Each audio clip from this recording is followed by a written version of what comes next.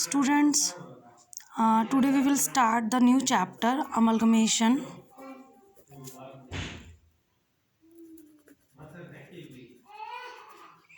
And sale of partnership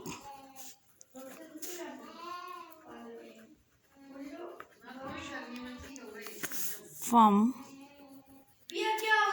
to a company.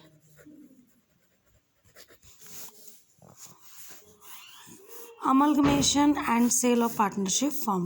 There are two concepts. First is amalgamation. Amalgamation का मतलब क्या होता है? जब two or more than two firms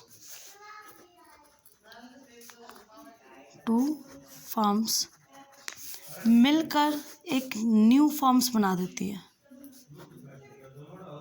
जब दो कंपनी या दो से ज़्यादा कंपनी मिलकर एक नई फर्म बनाती है, एक नई कंपनी बनाते हैं, तो उसको बोलते हैं हम amalgamation. For example, A company है और बी कंपनी है। ए कंपनी भी मोटर बाइक बनाती है, मोटरसाइकिल्स बनाते हैं, और बी कंपनी भी आपकी मोटरसाइकिल बनाती है। दोनों सेम टाइप ऑफ बिजनेस कर रहे हैं।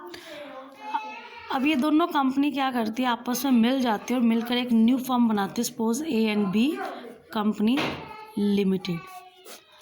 ए एंड बी कंपनी लिमिटेड वो नई कंपनी बनाते हैं।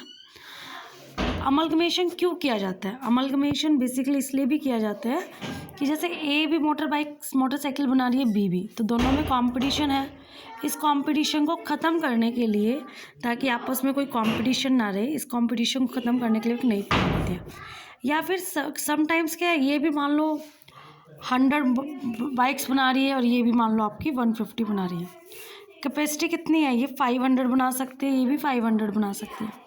कई बार क्या होते हैं, इकोनॉमिक रिसोर्सेज, जो उनके रिसोर्सेज हैं उनका फुली यूटिलाइजेशन करने के लिए, या फिर एक बहुत बड़े मार्केट एरिया को कैप्चर करने के लिए, या इंटरनेशनल या नेशनल लेवल पे अपने सेल्स को बढ़ाने के लिए, बहुत समटाइम्स कंपनीज आपस में अमलगमेट हो जाती है।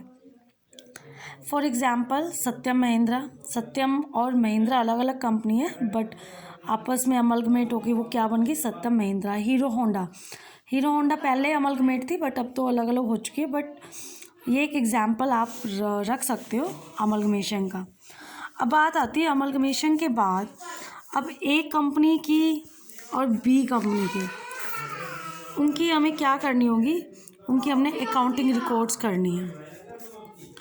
आफ्टर अमलगमेशन कुछ अकाउंटिंग ट्रीटमेंट्स हमें करनी होगी। वो अकाउंटिंग ट्रीटमेंट्स कैसे करनी है वो बहुत इम्पोर्टेंट है, वो समझना कि कैसे अमलगमेशन के टाइम अकाउंटिंग रिकॉर्ड्स बने होंगे। क्योंकि ए कंपनी की भी अपनी कुछ एसेट्स हैं, अपनी लायबिलिटीज़ हैं, अपने पार्टनर्स हैं, कुछ रिज़र्व्स भी होंगे, उनकी गुडविल्स भी होगी, या इंटेंजिबल एसेट्स भी होगी। सिमिलरली आपका सेम किसका होगा? बी कंपनी का। बी की भी सेम यही सारी चीज़ें होंगी, assets, liabilities, partners, capital account, reserves, goodwill. अब कैसे एसेट्स लायबिलिटीज़ का वैल्यूएशन होगा, कैसे उनके अकाउंट्स को प्रिपेयर किए जाएंगे, ये टेक्निकल है और बहुत इम्पॉर्टेंट है अमलगमेशन के टाइम, कि अमलगमेशन के टाइम अकाउंट्स कैसे बनाए जाएंगे।